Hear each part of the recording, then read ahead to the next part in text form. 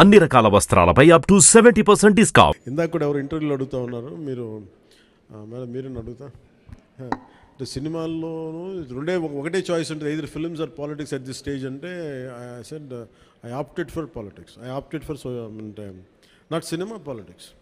So అందుకని నా priority పాలిటిక్సే అడ్మినిస్ట్రేషనే పెట్టి నాకంటూ కొంత టైం అనుకున్నప్పుడు దాన్ని బట్టికే కేటాయించడం జరిగింది. అట్లా సాధించాను. ఏ సినిమాకి చేయని విధంగా ఫస్ట్ టైం ప్రమోషన్స్లో దిగారు మీరు. అండ్ ఇది చాలా ప్రత్యేక పరిస్థితులు ఉన్నాయి సార్. నేను మామూలుగా అయితే చేయను. అంటే నా వల్ల నిర్మాతలు నష్టపోయారు. అది కూడా ఎలా నష్టపోయారు, ఒకటి కరోనా, రెండు న్యాచురల్ డిజాస్టర్, రెండు న్యాచురల్ డిజాస్టర్స్, ఇంకోటి man made disaster, administration disaster, ఇక్కడ పొలిటికల్ ఇది ఇక్కడ. సో మూడింటికి నిర్మాతలు బలైపోయారు. సో దానికి నేను ఒక నైతిక బాధ్యత వహించి లేట్ అయిపోయిన సినిమాని ప్రమోట్ చేయాల్సిన బాధ్యత నా మీద ఉంది. అంతేగాని ఎందుకంటే నాకు రెమ్యునేషన్ కూడా దీనికేమి అదే ఇంకా రేపు హిట్ అయితే నాకు తెలియదు. కానీ సో అలాంటి పరిస్థితుల్లో రిలీజ్ చేశాను. ఎందుకంటే ముందు సినిమా ఆడాలి, సినిమా రిలీజ్ అవ్వాలి, నిర్మాత బయటపడాలి అన్న సదుద్దేశం. అది కూడా ఏంటంటే నేను పాలిటిక్స్లో ఉండటం, గత ప్రభుత్వం చేసిన మ్యాన్ మేడ్ డిజాస్టర్స్, వీటన్నిటి వల్ల నలిగిపోయిన దానికి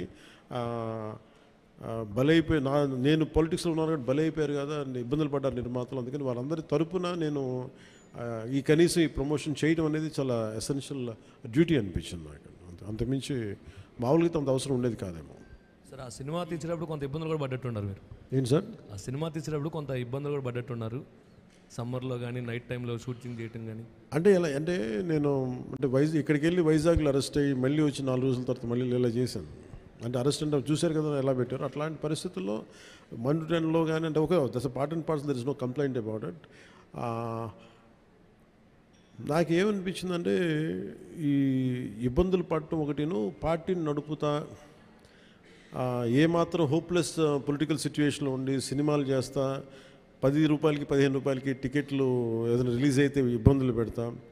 నాకు వీటన్నిటికీ దాటి అధిగమించి ఇక్కడ దాకా రావడం చాలా పెద్ద విజయం అనిపించింది. సో టఫ్ సిచ్యువేషన్ నుంచి ఇక్కడ దాకా వచ్చి I'm grateful for the producers.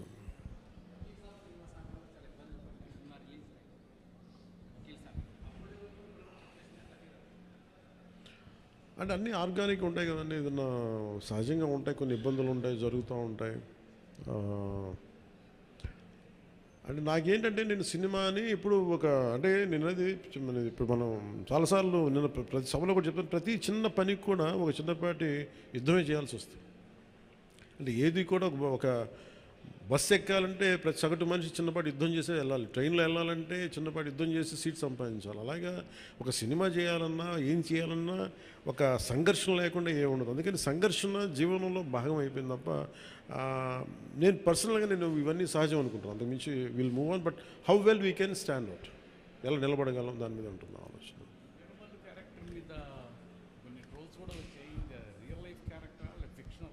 ఇది ఫిక్షన్ క్యారెక్టర్స్. అసలు వాళ్ళు ఎవరో మాట్లాడారు, నా దృష్టికి తీసుకొచ్చారు కానీ అసలు సంబంధం లేదు. అది సర్వాయి పాపన్న గౌడ్ అని చెప్పి అసలు సంబంధం లేదు, దానికి దీనికి అస్సలు సంబంధం. ఇది వన్ ఈజ్ ఒక హై కాన్సెప్ట్. ఒకవేళ కోహినూర్ డైమండ్ని తీసుకొస్తే ఉంటుంది, దాన్ని మన ఈ మచిలీపట్నం పరిసర ప్రాంతాల్లో పెరిగే ఇలాంటి వాతావరణంలో పెరిగిన ఒకడికి ఈ బాధ్యత అప్పచెప్తే నిజాం నవాబు ఎలా ఉండొచ్చు, ఈ హై కాన్సెప్ట్. దీంట్లో ఎక్కడా కూడా అది ఒక ఫిక్షస్ క్యారెక్టర్ తప్ప దాన్ని ఎక్కడా కూడా అసలు చారిత్రాత్మక ఆధారాలు ఉన్న పాత్ర అసలు కాదు. ఫ్రమ్ డే 1 నుంచి it's quite created character. Sir Bheemla నాయక్కు సంబంధించి అప్పుడు టికెట్ రేట్లు తగ్గించారు, అయినా సరే హిట్ అయింది. కానీ ఇప్పుడు టికెట్ రేట్లు పెంచారు. అంటే ఆ రోజు టికెట్లు రేట్లు తగ్గిస్తే నిరుత్సాహపడలా, ఈరోజు టికెట్ రేట్లు పెరిగితే కూడా ఆనందించట్లా. భగవంతుని ఏదిస్తే అది తీసుకోవడం అంతే తప్ప ఈరోజు గవర్నమెంట్ ఉంది కాబట్టి అంటే ప్రత్యేకించి పవన్ కళ్యాణ్ సినిమాకి ఇస్తే నేను ఖచ్చితంగా నేను ఆనందించేవాడిని కాదు. కానీ ఇది అందరికి ఇచ్చారు కాబట్టి దాంట్లో నాకు ఇవ్వకపోతే అది వివక్ష చేసినట్టు ఉంటుంది, అది కూడా తప్పవుద్ది కదా. అందుకని I think it's part and parcel. ఆ రోజు అలా జరిగింది, ఈ రోజు ఇలా జరిగింది, అంతకుమించి దీన్ని వేరేలా చూడటానికి వెళ్ళలేదు. ప్రొడ్యూసర్ నష్టపోయాడనే